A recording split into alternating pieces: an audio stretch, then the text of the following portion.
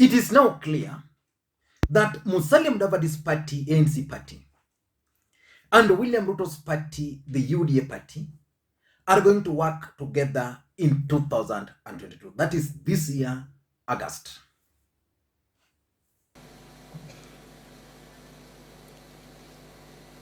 Musalia Mudavadi has spoken to the heart of our nation, to the issues of our nation, to the challenges of our nation. And I want to say here that Musalia Mudavadi has stood tall like no other time.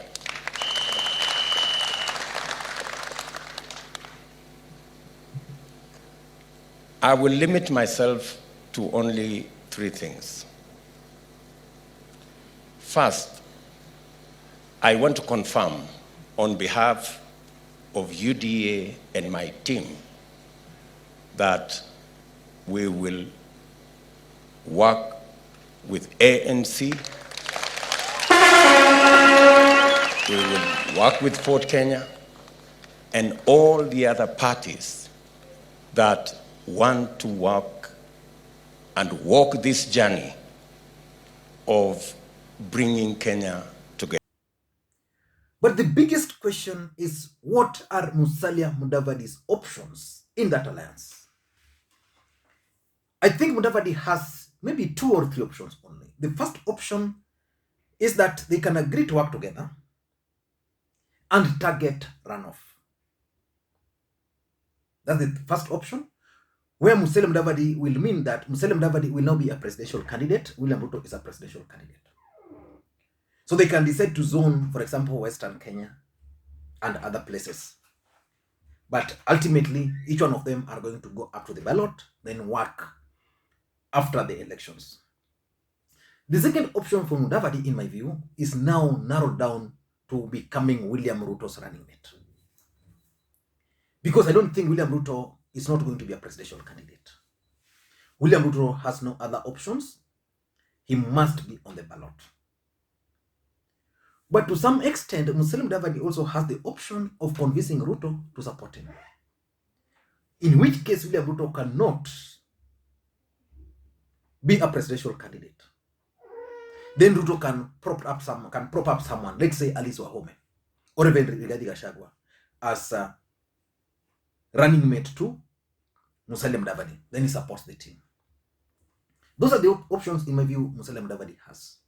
So in this video today, I want us to look at the finer details about Musalia Mudavadi and Musalia Mudavadi and William Ruto's alliance. But before you do that, if you're watching this channel for the first time, please take a second or two and click the subscribe button so that next time we produce a video like this, YouTube will automatically notify you. And with the subscribers, I want to continue thanking you guys for your continued support, because without that support, this channel cannot be where it is. Now let us get back to business and begin by asking ourselves basic question. Assuming from tomorrow, Ruto and Mudavadi starts working together, what would be the silent implication? In my view, there are 3 things which are likely to happen. Number 1, it's going to have an effect on the larger Mount Kenya region. Mount Kenya region, especially those who are in UDA party, believes very strongly that they deserve to be given a running mate slot. That slot was being preserved or reserved for Rigathi Gachagua. So this alliance is likely to have impact on William Ruto's popularity or support in the larger Mount Kenya region. Because those people in Mount Kenya region will say now that William Ruto has a running mate from Western Kenya, Akae. So they'll go with Azimio, where running mate is likely to come from the mountain. So that's the first impact. Number 2, there's a possibility of Musalia Mudavadi becoming William Ruto's running mate. I can bet on that. But the impact of that would be that in the larger Western Kenya, I've reviewed the comments of people from the larger, from the Western Kenya region, from the Luhya nation.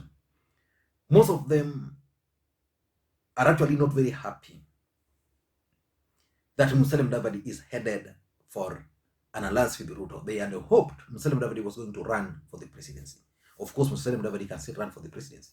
But the impact of this move is likely to make Musalia Mudavadi appear as a sponsored spoiler for Raila.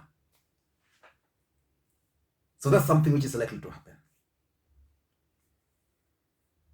And therefore, if he's not going to run, then the support he has in the larger Luhya nation might not be there.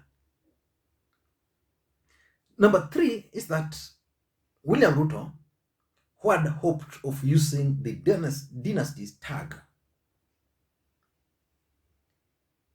to run his hustler narrative, will no longer do that if Musalia Mudavadi is going to be his running mate. Why? Musalia Mudavadi, in William Ruto's own account, is a dynasty.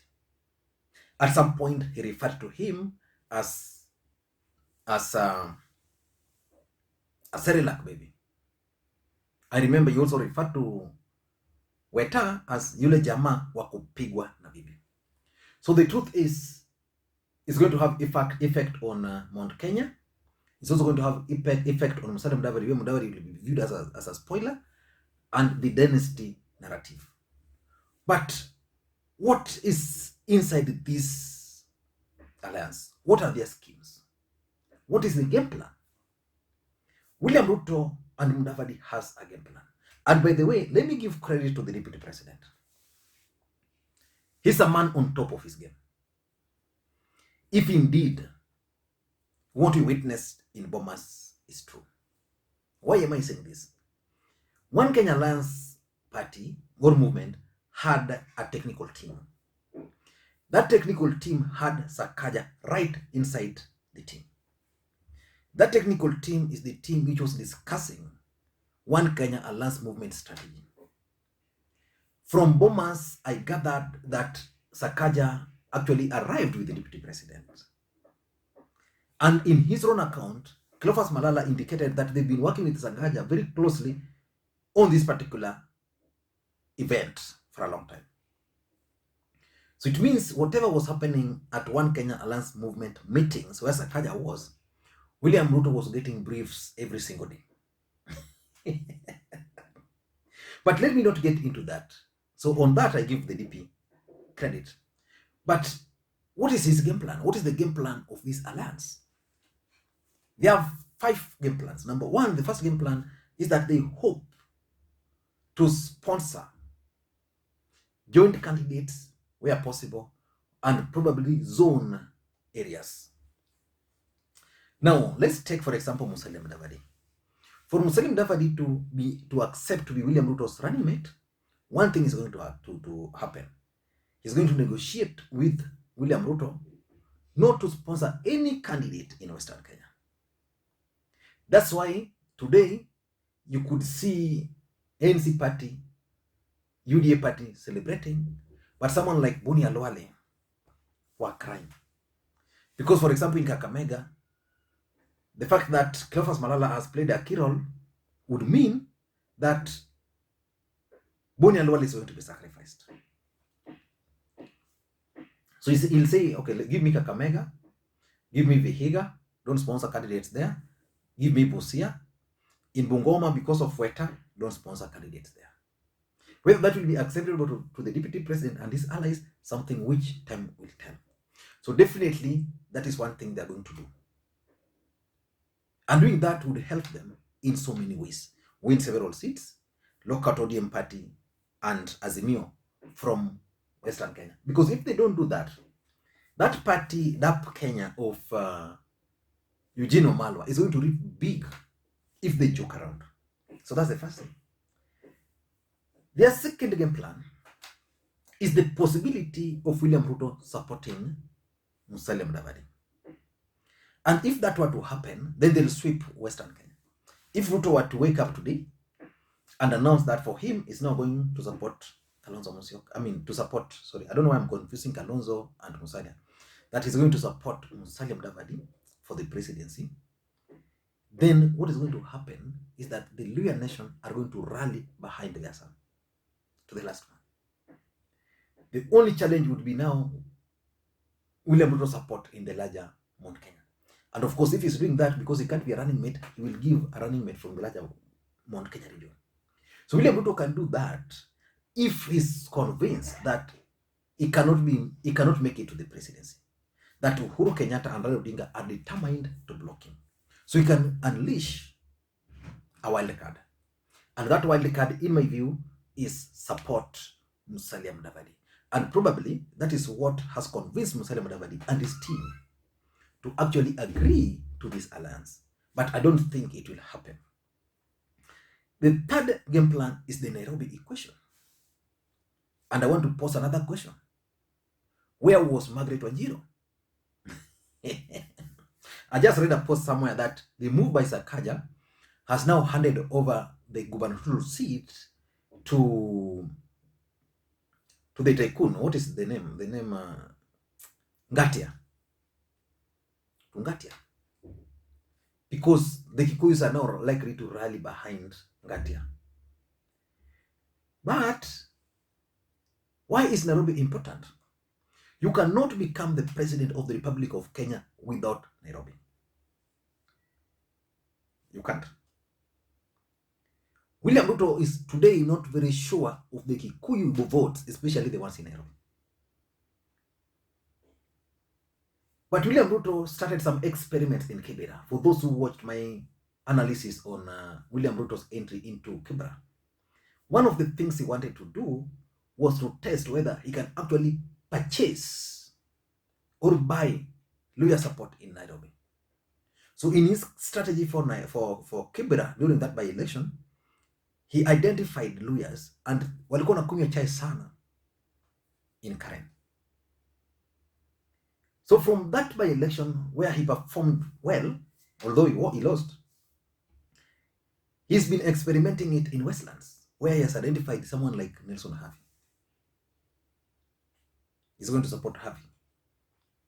Now with Musalia Mudavadi coming on board, then he can rely on Musalia Mudavadi and his supporters from Nairobi, NC party, and hope that if they work out something, then there are certain seats in Nairobi where lawyers are many, which they can actually win.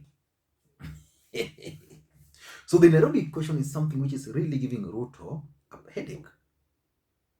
So their fourth game plan is that Musalia Mudavadi becomes William Ruto's running mate. Because you all know that William Ruto is the deputy president of the Republic of Kenya. He can't be a running mate again. So in that case, Musalia Mudavadi is going to be convinced that the only option for you is to be William Ruto's running mate. Then after becoming William Ruto's running mate, then you will contest for the presidency after his second term. We are going to have kumi yangu, kumi yako tena. And of course, in politics, there's always betrayal. But Musalia Mudavadi, being a deputy president, if Ruto were to win, is better for him. Can position himself, because by the time they will be out of office. Raila Odinga, for example, maybe shall have retired. Kalonzo Musyoka, out of government again for 10 years, would be out of equation. Maybe he will be challenging Babu Owino, because Babu Owino is likely to be a presidential candidate in future. But the fact of the matter is that that is something they're working on. Possibility of Musalia Mudavadi becoming a running mate. And lastly, is to stop Azimio. Why? As a revenge. Why revenge? Musalia Mudavadi was promised by some elements within President Uhuru Kenyatta circles, and I've opined this severally. This group convinced Musalia Mudavadi that he was going to be made the next president of the Republic of Kenya. Before Musalia Mudavadi knew, President Uhuru Kenyatta was already endorsing Raila Odinga. On the other side, William Ruto was promised the presidency, the support by President Uhuru Kenyatta. Again, he was betrayed. So we are talking of two individuals who have been betrayed. They are not very happy. They are bitter. And now they are coming together. To do what? To punish President Uhuru Kenyatta.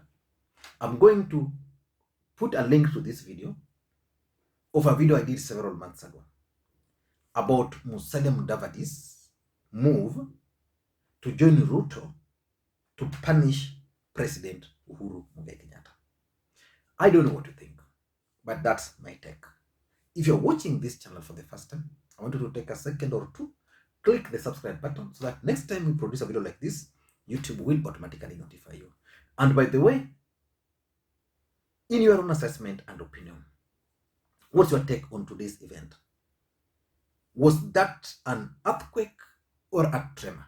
Or you felt nothing? Let me know that in the comment section. Thank you guys, and please, may you have a good day. Bye-bye.